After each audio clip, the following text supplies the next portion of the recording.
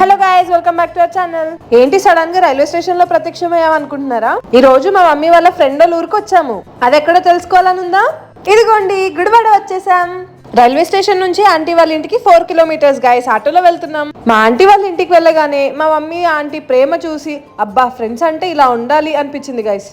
పొద్దున్నే నేచర్ తో అలా చిలుకలు గోరింకలు సౌండ్స్ చేస్తూ ఉంటే ఎంత ప్రశాంతంగా ఉందో. మా ఆంటీ వాళ్ళ ఇల్లు చూసారా గైస్? చెట్లతో నింపేశారు చూడండి. ఇప్పుడు అక్కడ కూడా అదే మాట్లాడుకుంటున్నారు. హాయ్ ఫ్రెండ్స్, నేనైతే గుడివాడ మా అక్క వాళ్ళ ఇంటికి వచ్చాను. సో మా అక్క అయితే నా కోసం చాలా చాలా స్పెషల్ వంటలు చేసింది. తిని ఎలా ఉందో చూసి చెప్తాను. మా ఆంటీ స్వీట్ ఇంకా చికెన్ బిర్యానీ చేశారు గైస్.